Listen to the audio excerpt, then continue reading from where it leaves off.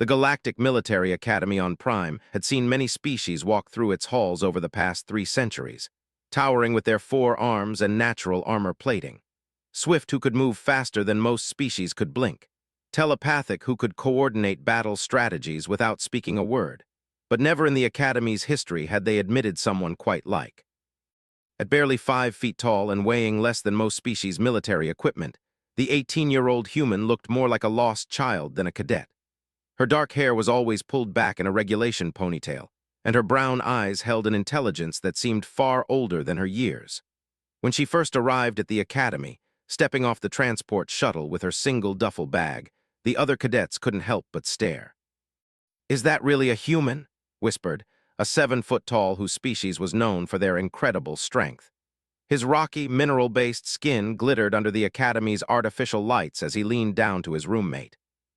"Must be a mistake," replied a sleek Aquarian whose blue-scaled skin rippled with bioluminescent patterns when she was amused. "Humans aren't supposed to start Academy training until they're at least 25. Their bones are too fragile before then." But there was no mistake. Had scored the highest entrance exam results in Academy history, solving tactical scenarios that had stumped military strategists for decades. Her written essays on interstellar warfare theory had impressed even the most cynical instructors, and most remarkably, she had volunteered for the Academy's most dangerous program, Apex Predator Integration. The API program was something whispered about in the Academy's corridors, but rarely discussed openly.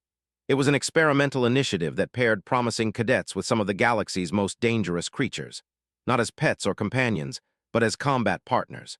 The theory was that certain species could form bonds with apex predators that would create unprecedented fighting units. In practice, most cadets who attempted the program ended up as expensive funeral arrangements. Learned about her assigned partner on her 3rd day at the Academy. Instructor, a grizzled draconian whose scales bore scars from countless battles, called her to his office after morning drills. "Cadet," he rumbled, his voice like grinding stone, "you've been assigned to the API program as requested. However, I must inform you that your partner is unique." Through the reinforced window behind his desk, could see the Academy's containment facilities. Massive structures designed to house creatures that could level city blocks if they chose to. Her eyes fixed on the largest containment unit, a structure the size of an aircraft hangar. "What species?" she asked, her voice steady despite the nervous flutter in her stomach. "The last of his kind." The expression was grim. "The creature you'll be working with is designated as Classification Omega. That's the highest threat level we have. He's killed 3 handlers and injured dozens more. The only reason he's still alive is because his species' extinction makes him too valuable for research purposes." Nodded slowly. She had read about in the Academy's xenobiology databases. Native to the dark side of a tidally locked planet in the Outer Rim, they were considered the perfect predator. 12 feet tall when standing upright, covered in adaptive camouflage scales that could mimic any environment, equipped with retractable claws that could cut through starship hull plating, and possessed of an intelligence that rivaled most sentient species. "When do I meet him?" she asked. Scaled eyebrows rose. Most cadets would have requested a transfer to a different program by now. "Are you certain about this, cadet? We have several other apex predators available. A nebula stalker, perhaps, or a crystal bear from the Gemini systems. Both are still deadly, but far more manageable than—" The interrupted gently, "When do I meet him?" The instructor studied her for a long moment, then activated his comm unit. "Prepare Containment Unit 7 for initial contact protocol. Cadet will meet her assigned partner in 1 hour." The walk to the containment facility felt longer than it actually was accompanied by a full security detail, 6 armed guards, 2 medical technicians, and instructor himself. All of them looked tense, hands hovering near their weapons. The corridors they walked through were reinforced with the same materials used in starship armor, and every 50 meters featured emergency blast doors that could seal in seconds. "The protocol is simple," explained as they approached Containment Unit 7. "You'll enter the observation chamber first. The creature will be sedated and restrained for initial contact. If there are any signs of aggression or compatibility issues, you'll be extracted immediately. Under no circumstances are you to make physical contact during this first meeting." Nodded, but her attention was focused on the massive door ahead of them. It was marked with warning symbols in 17 different languages, all variations of extreme danger and authorized personnel only. As they approached, she could hear something from inside the containment unit. A low, rhythmic sound that took her a moment to identify. Breathing, deep, slow breathing from something very large. The observation chamber was a small room with floor-to-ceiling windows looking into the main containment area. As stepped inside, motion sensors activated, and the interior lights gradually increased in brightness. Her first sight of took her breath away. The creature was magnificent and terrifying in equal measure. He lay curled in the center of the containment area, his massive form rising and falling with each breath. His scales shifted constantly, creating a hypnotic pattern of deep purples, blacks, and silver that seemed to absorb and reflect light simultaneously. Even sedated and restrained, he radiated power and danger. "His name is Apex," said quietly. "The researchers assigned him that designation when he was first brought here. He's approximately 80 years old, which makes him a young adult by standards. His was destroyed by a stellar collapse 15 years ago. He was the only survivor recovered from the evacuation ships." Pressed closer to the window, studying the creature's features. His head was elongated and reptilian, but with an intelligence in the bone structure that spoke of higher reasoning. His claws, currently retracted, left score marks in the reinforced flooring where he had tested his restraints. Most striking were his eyes, which remained closed but occasionally moved beneath their lids as if he were dreaming. "He's beautiful," she whispered. "He's dangerous," corrected. The last cadet who attempted to bond with him lasted exactly 4 minutes before Apex broke his restraints and nearly tore the boy's arm off. We had to use neural disruptors to subdue him, and the cadet required 3 weeks of medical treatment.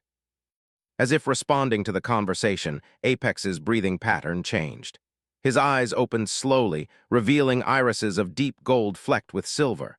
Those eyes fixed immediately on through and she felt a jolt of recognition that she couldn't explain. "He's looking right at me," she said softly. "Have enhanced sensory capabilities.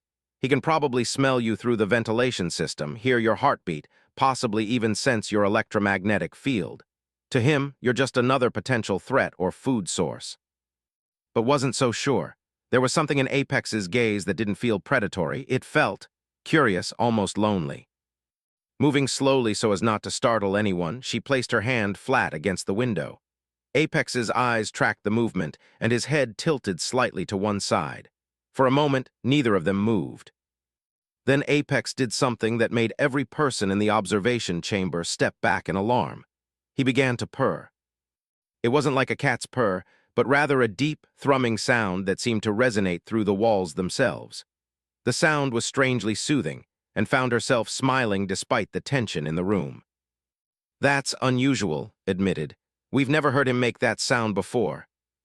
"Can I go in?" asked. "Absolutely not. Protocol requires a minimum of 6 observation sessions before any physical contact is attempted, and even then." "Please," turned to face the instructor, her eyes bright with determination. "I know this sounds crazy, but I think he's trying to communicate with me. Look at him." Apex had risen to a sitting position, his restraints allowing limited movement. His scales had shifted to a pattern of soft blues and greens, colors that somehow seemed peaceful rather than threatening. He continued to purr and occasionally made soft, chirping sounds that were almost musical. "The restraints will remain active," said finally. "You'll have a full security escort, and any sign of aggression will result in immediate extraction, 5 minutes maximum." The transition from the observation chamber to the containment area felt like stepping into another world. The space was enormous, designed to house creatures that could grow much larger than Apex. The ceiling disappeared into shadows above, and the walls were marked with deep scratches from previous occupants. Apex watched her approach, his golden eyes tracking every movement. Up close, he was even more impressive. The patterns on his scales seemed to shift and flow like living artwork, and she could feel the heat radiating from his body. When she was about 10 feet away, she stopped and sat down cross-legged on the floor. "Hello, Apex," she said quietly. "My name is." The great head tilted to the other side, and Apex's purring grew louder. He leaned forward as much as his restraints would allow, nostrils flaring as he caught her scent more clearly. "I know you've been alone for a long time," she continued, keeping her voice soft and steady. I know you're probably angry and scared and tired of being caged. I would be too. Apex's expression seemed to shift, his eyes narrowing slightly as if he was trying to understand her words. We're known to be highly intelligent, capable of learning multiple languages and understanding complex concepts. I'm alone too in my own way, admitted. I'm the youngest person ever admitted to this academy. Everyone thinks I'm too small, too weak, too young to be here. They look at me and see someone who needs protection, not someone who can fight alongside them. The purring stopped abruptly, and for a moment wondered if she had said something wrong. Then Apex made a sound she hadn't heard before, a low, complex vocalization that almost sounded like speech. His head moved in what might have been a nod, and his scales shifted to a pattern of gold and amber that seemed warm and welcoming. Maybe that's why we're supposed to be partners, she said, slowly extending her hand toward him, palm up. Everyone underestimates us. Everyone thinks we don't belong, but maybe together we can prove them wrong. The security team was clearly having collective heart attacks, but Apex's response was nothing like what anyone expected. Moving very slowly and carefully, he extended his own massive forelimb. His claws remained retracted, and he gently touched the tip of one scaled finger to his outstretched palm. The moment their skin made contact, something extraordinary happened. Felt a warm, tingling sensation spread up her arm, and suddenly she could sense emotions that weren't her own. Loneliness, yes, but also hope. Intelligence far greater than she had imagined. And underneath it all, a deep sadness for a lost home and a dead species. Apex rumbled softly, and somehow understood that he was experiencing the same sensation. Through their touch, he was feeling her determination, her own loneliness, and her fierce desire to prove that she belonged in this place. "Time's up, Cadet," called from the observation chamber, but his voice lacked its earlier urgency. Even he could see that something remarkable was happening. Slowly pulled her hand back but maintained eye contact with Apex. "I'll come back tomorrow," she promised. "Every day until they decide whether we can be partners." Apex's response was a series of soft clicks and trills that sounded almost like laughter. As the security team escorted from the containment area, she could hear him beginning to purr again. That night lay in her dormitory bunk, staring at the ceiling and thinking about those few moments of contact. Her roommate, a named with 4 arms and a nervous disposition, had peppered her with questions about the meeting. "You actually touched it?" asked for the 5th time, her secondary arms gesticulating wildly while her primary hands held a xenobiology textbook. "The reports say have neurotoxins in their skin that can paralyze most species." "He doesn't," replied quietly. "At least not to humans. I felt perfectly fine." "Maybe humans are immune," suggested another roommate who belonged to a silicon-based species from the crystalline worlds. Her voice had a musical quality that came from internal resonance chambers. "Your species does have an unusual resistance to various toxins compared to most organic life." Wasn't entirely convinced that immunity was the explanation. The sensation she had experienced felt more like a deliberate communication than an accidental biological interaction. It was as if Apex had consciously chosen not to harm her. Over the following weeks, daily visits to Containment Unit 7 became the subject of intense speculation throughout the academy. Instructors would find excuses to observe her sessions, and fellow cadets would gather outside the facility hoping to catch glimpses of the mysterious meetings. Each day, and Apex spent more time together. The restraints were gradually reduced as Apex showed no signs of aggression. Their communication became more sophisticated. He learned to respond to simple commands and questions, while she began to understand the nuances of his vocalizations and body language. The breakthrough came during her 3rd week of visits. Arrived at the containment unit to find Apex in obvious distress. His scales were shifting rapidly between dark reds and blacks, and he was making harsh, grating sounds that clearly indicated pain or discomfort. "What's wrong?" she asked instructor as they entered the observation chamber. "We're not certain. He's been like this since early morning. The medical team thinks it might be some form of illness, but physiology is so poorly understood that they're reluctant to intervene without more data." Could see Apex packing restlessly in the limited space his remaining restraints allowed. His movements were agitated, and he kept turning his head toward the walls as if searching for something. "Let me go in," she said immediately. "Cadet, he's clearly unstable right now. It would be extremely dangerous. He's not dangerous to me, interrupted. Please, something's wrong and maybe I can help. After several minutes of argument, reluctantly agreed to allow a brief visit with enhanced security precautions. As soon as entered the containment area, Apex's agitation increased. He rushed toward her as far as his restraints would allow, vocalizing urgently in a pattern she had never heard before. "What is it?" she asked, approaching despite the nervous protests from the observation chamber. "What's wrong?"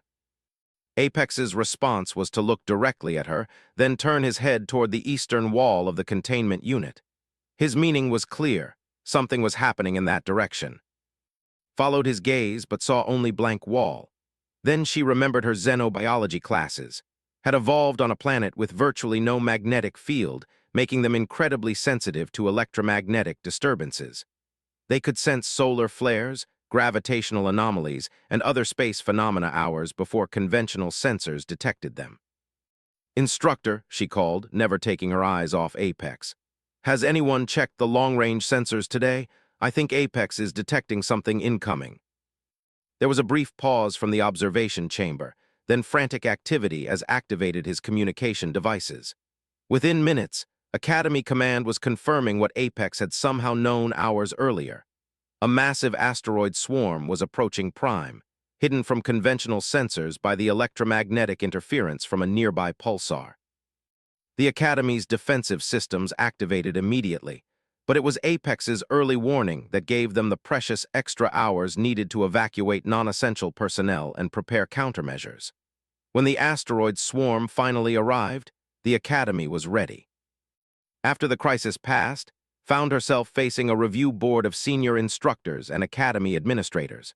She sat at a small table in the center of a circular chamber, with stern-faced officials from a dozen different species arranged around her. Cadet Admiral Ross spoke with the authority of someone who had commanded in 3 different galactic conflicts. Her features were sharp and angular, and her silver uniform bore decorations from battles spanning decades. "Your unconventional partnership appears to have saved this Academy and potentially thousands of lives. However, we must consider whether this relationship is safe to continue." "With respect, Admiral," replied, keeping her voice steady, "Apex isn't a pet or a weapon. He's a sentient being who chose to warn us about danger. That's not something that happens by accident." "The creature's intelligence is not in question," interjected Doctor, the Academy's chief. Her tentacled Aquarian form shifted color patterns as she spoke, indicating deep thought. "However, the bond you formed is unlike anything in our records. We don't understand the mechanism, the potential risks, or the long-term implications." Took a deep breath. "Then let us show you what we can do together. Give us a chance to prove that this partnership can work." The debate continued for hours, but ultimately the Academy's leadership reached a decision that would change both's life and the future of cooperation. The API program would continue, with an Apex as the primary test case. Their training would be intensified and closely monitored, with the goal of creating the galaxy's first human combat team. As left the review chamber, she found Apex waiting for her in a specially modified transport pod. The restraints had been removed entirely, replaced with a simple harness that would allow him to accompany her to different parts of the Academy. His scales showed the warm gold and amber patterns she had come to associate with contentment. "Ready to show them what we can do?" she asked, placing her hand on his neck. Apex's purring response and the gentle bump of his massive head against her shoulder was all the answer she needed. Together, they walked toward their new training facility, where the real work would begin. Neither of them noticed the shadowy figure watching from an observation deck high above. Admiral X, a Draconian who had opposed the API program from its inception, activated a secure communication device. "Begin Phase 2, he said quietly. "If the Academy insists on harboring these abominations, we'll need to take more direct action. The galaxy cannot be allowed to see humans as anything other than the weak prey species they truly are." The call ended, and X disappeared back into the shadows, his plans already in motion. And Apex's greatest challenges were yet to come, and their enemies would stop at nothing to ensure their failure. The specialized training facility built for an Apex was unlike anything else at the Galactic Military Academy. Located in a converted hangar bay deep beneath the main complex, It featured adaptive environmental controls that could simulate dozens of different planetary conditions, holographic projectors capable of creating complex tactical scenarios, and reinforced walls that could withstand weapons fire capable of piercing starship armor. 3 months into their intensive training program, had grown accustomed to the stares and whispers that followed her wherever she went. Seeing a petite human walking alongside a 12-foot had become one of the Academy's most talked-about spectacles, but she tried to ignore the attention and focus on their development as a team. Their training sessions were supervised by a rotating panel of instructors, each bringing expertise from different military disciplines. Combat tactics, wilderness survival, space operations, diplomatic protection, the Academy was determined to test every possible application of their unique partnership. Today's session was being overseen by Sergeant Major, whose mineral-based physiology made him nearly indestructible. His species had evolved on a high-gravity world filled with crystalline formations, and their natural armor plating could deflect most conventional weapons. He was known for his no-nonsense approach to training and his particular skepticism about the API program. Today we're testing close-quarters combat scenarios, announced as an Apex entered the training area. You'll face multiple opponents in confined spaces where Apex's size might actually be a disadvantage. The goal is to see how well you coordinate when your usual advantages are neutralized. The holographic projectors activated, transforming the training area into the interior of a space station. Narrow corridors stretched in multiple directions, filled with obstacles and potential ambush points. Red markers indicated hostile positions, while blue markers showed their objectives. 12 opponents, continued, his gravelly voice echoing through the simulated environment. Mixed species, mixed weapons capabilities. Your mission is to secure 3 data terminals located throughout the station while eliminating or neutralizing all threats. You have 30 minutes. Checked her equipment one final time. A standard-issue pulse rifle, a plasma sidearm, and the specialized tactical gear designed specifically for human teams. Apex required no equipment beyond his natural abilities, but his harness included communication gear and biometric monitors that would track his condition throughout the exercise. "Ready?" she asked, placing her hand briefly on his neck.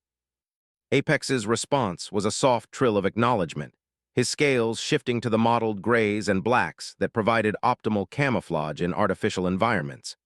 His intelligence continued to astound the Academy's researchers. Not only could he understand complex tactical briefings, but he could adapt his strategies based on changing conditions faster than most artificial intelligence systems. The simulation began, and immediately they encountered their first challenge. The corridor ahead was too narrow for Apex to move through at full size, forcing them to rethink their approach. Studied the holographic layout, then made a series of quick hand signals that Apex had learned to interpret. Instead of forcing their way through the main corridor, Apex used his retractable claws to cut through the wall panels, creating a new route that bypassed the entirely. The stealth approach wouldn't work for long. Their opponents would hear the cutting sounds, but it gave them a crucial tactical advantage. Their first engagement came as they approached the initial data terminal.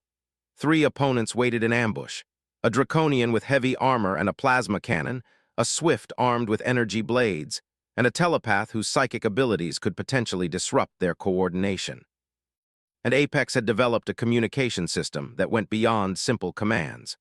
Through their physical contact during training, they had learned to share basic emotional states and intentions.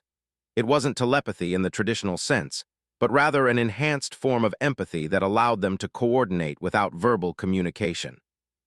The engagement lasted less than 30 seconds. Apex's camouflage abilities let him approach the draconian unseen while engaged in a high-speed firefight that showcased her surprisingly quick reflexes. This telepathic assault had no effect on Apex brains, operated on completely different neural patterns than most species, and his confusion at the failure left him vulnerable to precise shots. "First terminal secured," reported, downloading the simulated data while Apex maintained Overwatch. His enhanced senses allowed him to detect approaching threats long before conventional sensors would pick them up.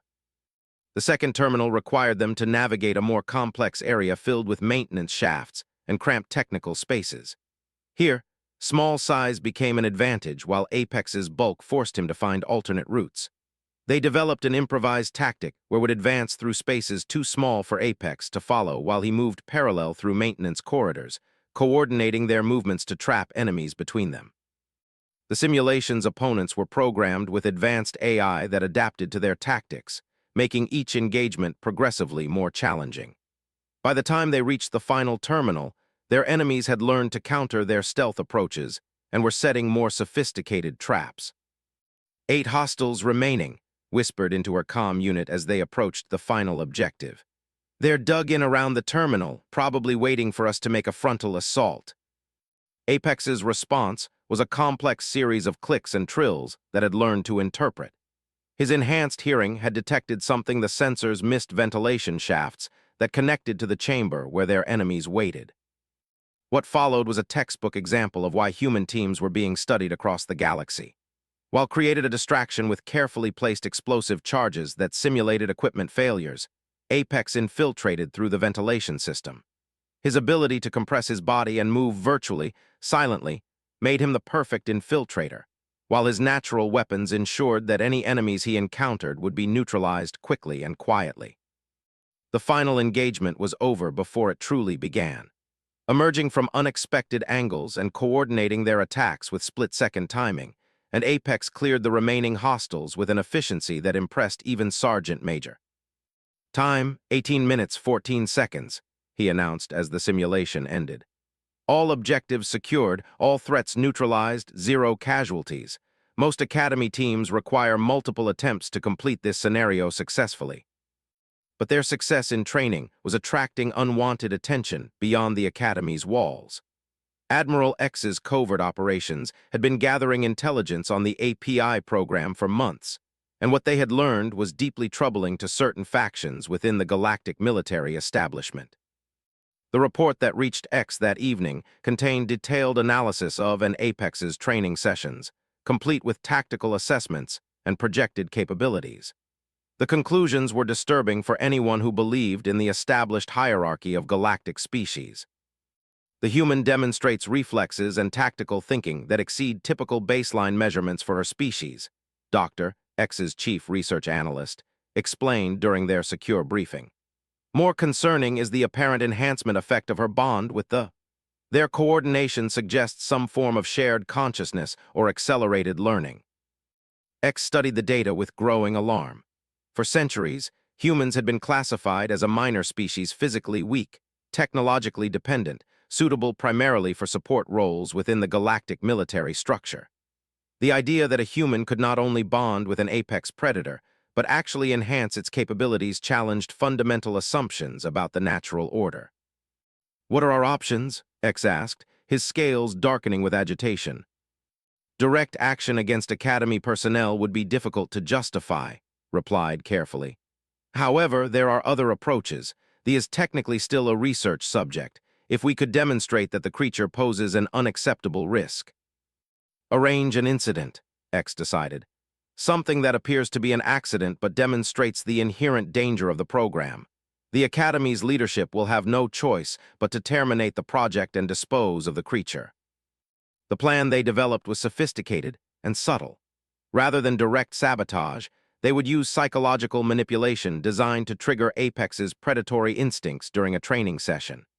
Hidden frequency generators would emit subsonic patterns similar to the distress calls of prey species, while chemical dispersal systems would introduce pheromones that should trigger territorial aggression.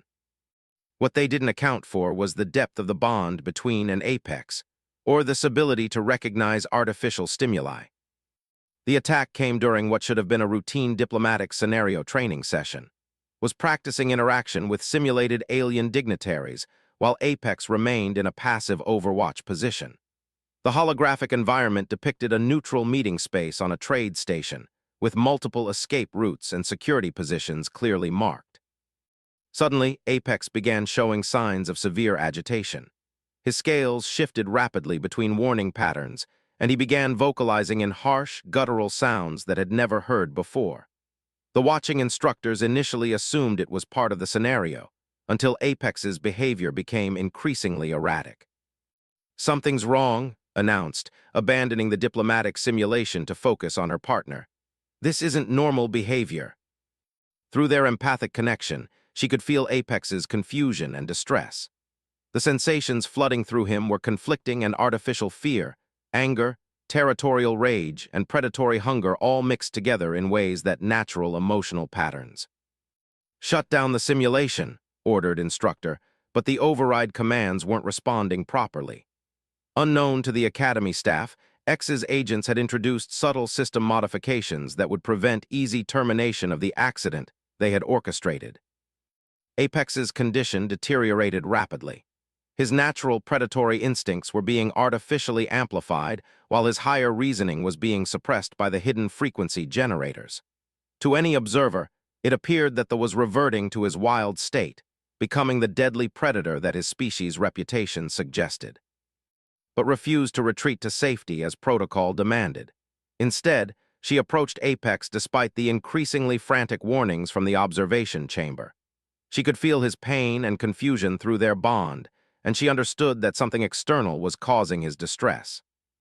"It's not you," she said softly, placing both hands on his massive head despite the obvious danger. "Something's making you feel this way. Fight it." The physical contact strengthened their empathic connection, and suddenly could sense the artificial nature of Apex's emotional turmoil. The patterns were wrong, too regular, too forced. Someone was deliberately triggering his predatory responses. "The room," she announced loudly enough for the observation chamber to hear. "Someone's manipulating the environment. Check for unauthorized frequency emissions or chemical dispersal." Apex's struggle against the artificial manipulation was visible in his constantly shifting scale patterns. Colors flickered across his body in rapid succession as his natural intelligence fought against the induced predatory frenzy. With help providing an anchor of genuine emotion and trust, he began to regain control. The hidden sabotage was discovered within minutes once the Academy technicians knew what to look for.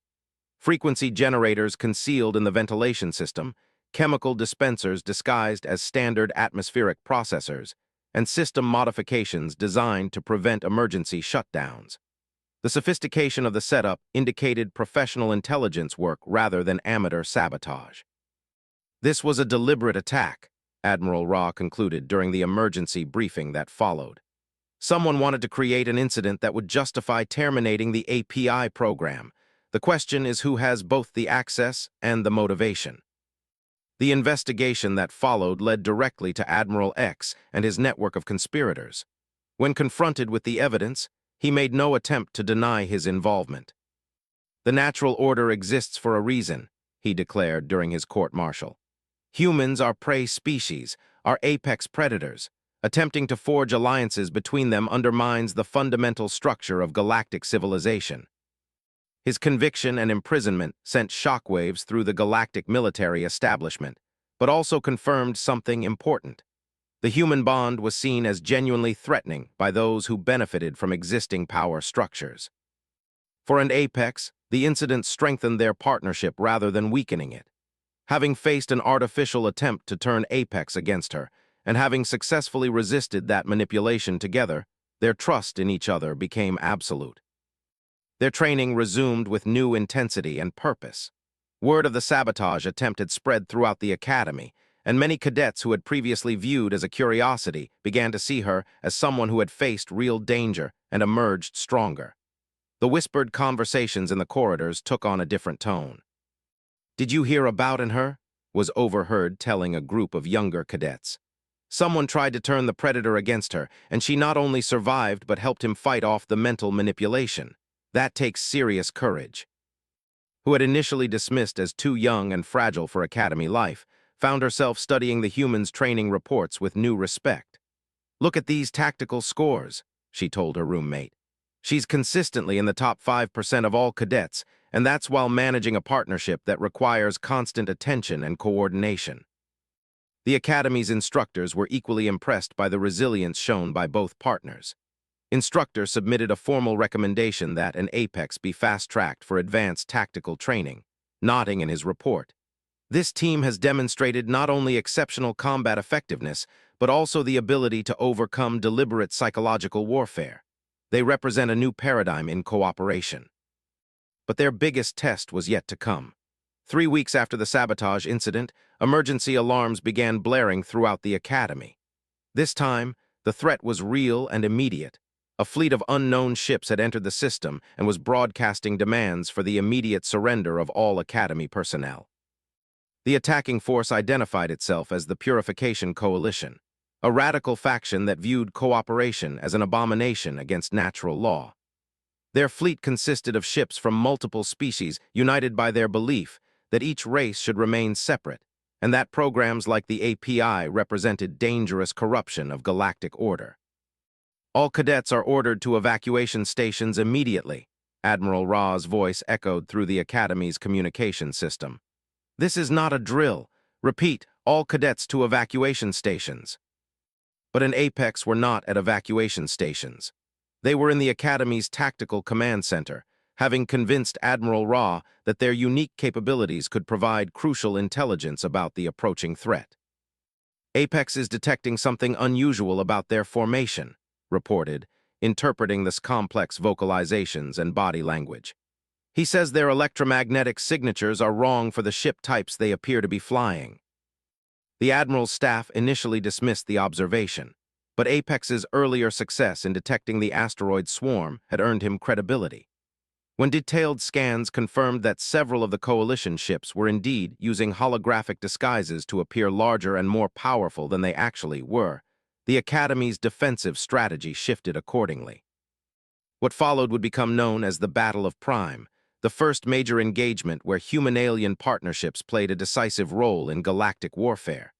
But for Apex, it was simply the moment when their training became reality, and their bond would be tested under fire for the first time. As the Coalition fleet entered weapons range and the Academy's defensive systems powered up, felt Apex's scales shift to their full combat camouflage pattern. Through their empathic link, she could sense his readiness. His protective instincts focused entirely on keeping her safe while they faced whatever came next. "Ready?" she asked, checking her weapons one final time.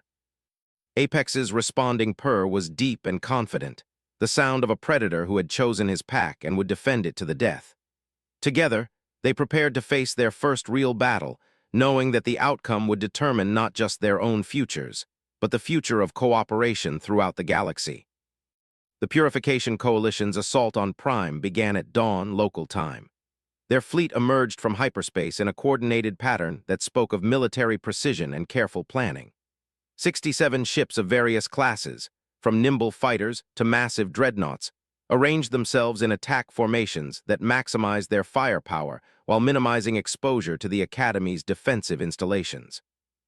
In the Tactical Command Center, buried deep beneath the Academy's main complex, and Apex stood alongside Admiral Ra and her senior staff.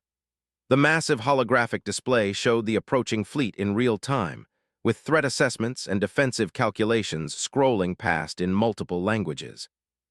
"Their leader is broadcasting again," reported Communications Officer Anne, her Aquarian tentacles dancing across the control interfaces with practiced ease. "Coalition Commander Ash is demanding the immediate surrender of all API program participants. He specifically mentions the human team." Admiral Ra's silver uniform bore the stress marks of someone who had been awake for 36 straight hours, but her voice remained steady. "What's our defensive status?" "Primary shields are at maximum strength," replied Tactical Officer. "Point defense systems are online, and our fighter squadrons are launching as we speak. However, their fleet significantly outnumbers our available forces." Studied the holographic display with growing unease. The Coalition's formation was sophisticated, but there was something about their positioning that bothered her. Through her empathic link with Apex, she could feel his own analysis of the tactical situation, and his instincts were telling him that this wasn't a straightforward assault. "They're not trying to destroy the Academy," she said suddenly, her voice cutting through the tactical chatter. "Look at their targeting priorities. They're going for the communication arrays and transportation hubs, not the defensive installations or populated areas."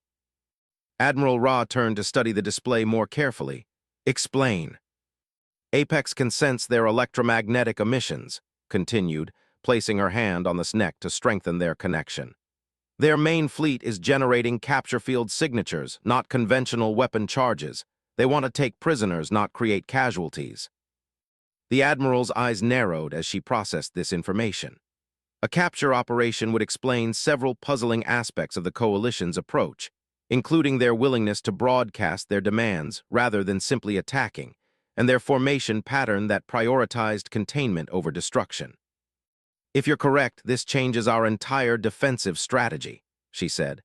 "Commander, redeploy our forces to protect the evacuation routes. If they want prisoners, we need to ensure our people can escape rather than trying to fight a conventional battle we can't win." The tactical modifications were implemented quickly, but events on the orbital battlefield were developing faster than ground-based responses could adapt to.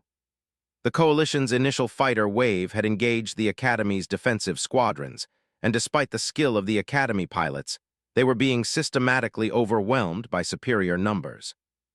"Admiral," said carefully, "request permission to join the orbital defense." The command center fell silent. Every officer present understood the implications of the request. Was an 18-year-old cadet with less than 6 months of training. Apex was a barely domesticated apex predator who had never seen real combat. Sending them into a space battle against experienced Coalition forces would likely be a death sentence. "Cadet," Admiral Ra replied formally, "the orbital engagement involves spacecraft combat. Your training has focused on ground operations and close-quarters scenarios." "With respect, Admiral, Apex can detect things that our sensors miss. In the asteroid field incident, he provided early warning that saved thousands of lives. If the Coalition is planning something beyond a simple capture operation, he might be the only one who can detect it in time." Apex's contribution to the conversation was a series of urgent trills and clicks that had learned to interpret as extreme anxiety. Through their bond, she could feel his growing alarm about something the orbital sensors weren't detecting. "What is he sensing?" Admiral Ra asked. Closed her eyes and focused on the impressions flowing through their empathic connection. Images and sensations that her human brain struggled to interpret, but which Apex's predatory instincts understood with perfect clarity. "Hunters," she said finally, opening her eyes with sudden urgency. "He's detecting hunter-killers, stealth ships approaching from multiple vectors. The visible fleet is a distraction." The command center erupted into activity as sensors were recalibrated to search for stealth signatures. Within minutes, they had confirmed what Apex had detected through senses evolution had honed over millions of years. 12 Coalition stealth ships were approaching Prime from directions that would allow them to bypass the Academy's main defensive grid entirely. "How long until they reach the surface?" Admiral Ra demanded. "At current approach speed, approximately 40 minutes, Tactical Officer replied grimly. "Our orbital defenses are fully committed to the main engagement. We don't have sufficient resources to intercept the stealth force." The Academy's ground-based defenses were formidable, but they had been positioned to repel conventional assault forces, not stealth infiltrators who could bypass the perimeter entirely. If the Coalition stealth teams reached the surface, they could potentially capture or eliminate key personnel before any organized resistance could be mounted. "We need eyes on those stealth ships," Admiral Ra decided. "Something that can get close enough to provide targeting data for our remaining orbital assets. Commander N, do we have any reconnaissance drones available?" "Negative, Admiral. All our sensor platforms are either engaged with the main fleet or providing perimeter monitoring." Exchanged a look with Apex, seeing her own thoughts reflected in his intelligent golden eyes. They both understood what needed to happen, even if the risks were enormous. "We can do it," she said quietly. "Apex's sensory capabilities are better than any reconnaissance drone, and he can operate in vacuum for limited periods, if we take one of the training shuttles." "Absolutely not," Admiral Ra cut her off. "I will not send a cadet and an untrained predator on a suicide mission against enemy stealth craft." "With respect, Admiral, we're not untrained anymore." His voice carried a confidence that surprised even her. "We've completed advanced tactical scenarios, we've proven our ability to work as a team under pressure, and Apex has capabilities that no other asset in this system can match. If those stealth ships reach the surface, how many cadets will die?" The question hung in the air like a challenge.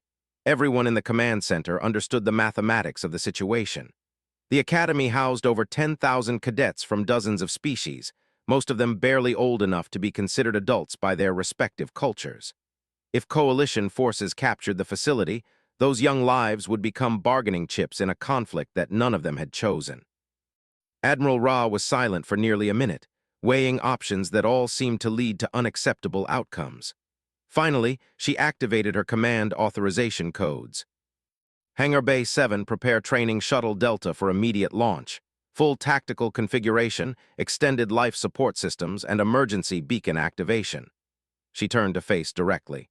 Cadet, you will maintain constant communication with this command center. At the first sign that your mission is compromised, you will withdraw immediately.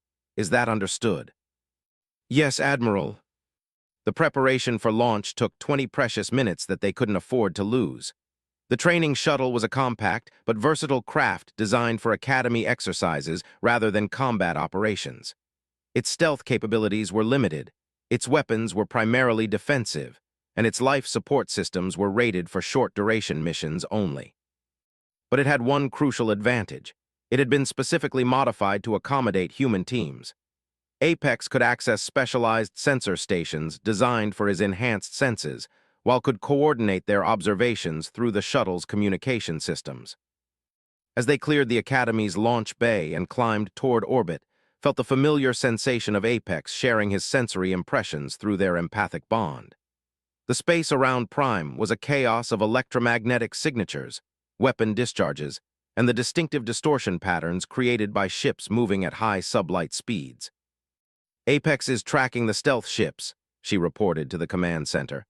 12 confirmed contacts, approaching in 3 groups of 4. They're using some kind of adaptive camouflage that shifts frequency to match background radiation patterns. The orbital battle between the Academy's defenders and the Coalition's main fleet was visible in the distance, a deadly light show of energy weapons and missile exchanges that painted the space around them in brilliant flashes of destruction. Several Academy fighters had already been lost, and their defensive perimeter was steadily contracting under the pressure of superior numbers. Delta Team, we're tracking your approach to the first stealth group, came the voice of tactical officer through their communication system. Be advised that Coalition fighters are operating in that area. Maintain stealth protocols and avoid engagement unless absolutely necessary. The first group of stealth ships was harder to locate than had expected, even with Apex's enhanced senses guiding them. The Coalition's adaptive camouflage was remarkably sophisticated, creating sensor shadows that made their craft nearly invisible to conventional detection methods. It was only Apex's ability to sense electromagnetic disturbances and gravitational fluctuations that allowed them to track the hidden vessels. Contact, reported as they approached the first stealth ship. Coalition vessel, approximately 800 meters long, heavily armed but configured for rapid insertion rather than sustained combat. Apex is detecting additional signatures boarding pods and capture equipment. Through her bond with Apex, she could sense his growing agitation as they studied the Coalition vessel. His predatory instincts were responding to something beyond simple enemy presence, something that triggered deeper alarm responses evolved over millions of years of survival. There's something else, she continued, her voice tight with concern. Apex is detecting biological signatures aboard that ship, not crew members, something else, something that smells like. The realization hit her like a physical blow. Through Apex's enhanced senses, she was detecting the scent markers of creatures that had evolved on the same world as, creatures that had served as prey species for his ancestors. They have bait animals, she announced, horror creeping into her voice. The Coalition brought creatures from Apexes. They're planning to use them to trigger predatory responses in any they capture. The implications were staggering. The Coalition wasn't just planning to capture API program participants. They intended to use psychological torture techniques designed specifically to break the bonds between humans and their predator partners. The scent of prey species would trigger overwhelming hunting instincts that could potentially drive partnered predators into permanent feral states. Delta Team, immediate withdrawal, Admiral Ra's voice crackled through the communication system. We cannot risk Apex's exposure to those stimuli. But Apex's response to the order was unexpected. Instead of fear or confusion, felt waves of cold, determined anger flowing through their empathic connection. He understood exactly what the Coalition intended to do, and his response was not panic but fury. His vocalizations became deeper and more complex, patterns that had never heard before but somehow understood through their bond. He wasn't asking to retreat, he was asking permission to hunt. He wants to stop them, reported, struggling to interpret the sophisticated emotions flowing through their connection. The Coalition doesn't just threaten us, they're threatening every bonded pair in the galaxy. Apex understands that. What followed was the most difficult decision of Young life. She could follow orders, withdraw to safety, and allow the Coalition stealth ships to reach their targets. Or she could trust in the bond she had spent months building with a predator who had chosen to consider her family. "Command, be advised that we are proceeding with reconnaissance mission," she announced, feeling Apex's approval through their shared connection. "Apex has confirmed that he can resist the psychological triggers if we work together. We need to get targeting data for those stealth ships before they reach the surface." Admiral Ra's response was immediate and sharp. "Cadet, you are directly disobeying orders. Return to base immediately." "With respect, Admiral, sometimes you have to trust your partner." Closed the communication channel and focused entirely on the task ahead. The engagement that followed would be studied in military academies throughout the galaxy for decades to come. Using their training shuttles' limited weapons and Apex's ability to predict enemy movements through electromagnetic sensing, they began a systematic harassment campaign against the Coalition stealth ships. They couldn't destroy the larger vessels, but they could disrupt their stealth fields, force them to maneuver defensively, and most importantly, provide precise targeting data to the Academy's orbital defense platforms. Each time a stealth ship was forced to adjust course or activate defensive systems, its position became briefly visible to conventional sensors. The Coalition forces responded by deploying fighters to hunt down their small shuttle, but Apex's predatory instincts gave them an enormous advantage in the chaotic environment of space combat. He could sense incoming missiles seconds before they appeared on sensors, predict fighter attack patterns based on electromagnetic signatures, and coordinate evasive maneuvers with split-second timing. "This is impossible," muttered one of the Coalition fighter pilots, his transmission intercepted by Academy communication systems. "It's like they know what we're going to do before we do it." The turning point came when Apex detected something that changed the entire nature of the battle. Hidden within the formation of stealth ships was a command vessel carrying Coalition leadership, including Commander Ash himself. More importantly, the command ship contained the control systems for the psychological warfare equipment intended to break human-predator bonds. "Command, priority target identified," reported, re-establishing communication with the Academy. "Coalition command vessel at coordinates I'm transmitting now. Apex confirms that destroying this ship will disable their bait animal systems and disrupt their stealth network." The response from Admiral Ra was immediate. "All available orbital assets, concentrate fire on transmitted coordinates. Delta Team, maintain target designation and withdraw to safe distance." What followed was a concentrated bombardment that lit up the space around Prime like a miniature star. The Coalition command vessel's stealth field collapsed under the sustained assault, and secondary explosions indicated that its destruction had indeed disrupted the coordination systems for the remaining stealth ships. With their command structure compromised and their primary tactical advantage neutralized, the Coalition fleet began a fighting withdrawal from the system. The battle was far from over, but the immediate threat to the Academy had been eliminated. As an Apex guided their battered shuttle back toward the Academy's landing bay, she felt exhaustion washing over both of them. The stress of combat, the constant empathic connection, and the adrenaline crash that followed intense action had left them both drained but triumphant. "Delta Team, this is Admiral Ra," the communication system crackled as they approached landing. "Outstanding work. Report to debriefing as soon as medical clears you both for duty." The debriefing lasted for hours, with intelligence analysts poring over every detail of their encounter with the Coalition stealth ships. The discovery of the psychological warfare equipment sent shockwaves through the galactic military establishment and provided crucial evidence of the Coalition's true intentions. But the most important moment came at the end of the session, when Admiral Ra addressed her directly. "Cadet, your actions today went far beyond what anyone could reasonably expect from a trainee," she said formally. "You disobeyed direct orders, placed yourself and your partner in extreme danger, and took tactical initiatives that could have resulted in catastrophic failure. Felt her stomach drop, certain that court-martial proceedings were about to begin. However, the Admiral continued, your decisions were based on accurate tactical assessment, your partner's capabilities proved decisive in the engagement, and your actions directly contributed to saving thousands of lives. Effective immediately, you are promoted to Lieutenant Junior grade with full authorization for independent tactical operations.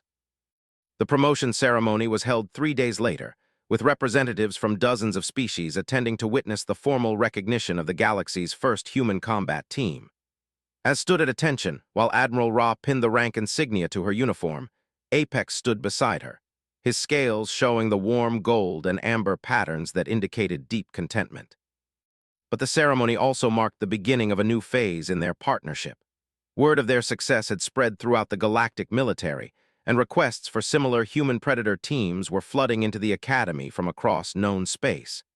The API program was expanding rapidly, with new facilities being constructed on a dozen different worlds. You realize what this means?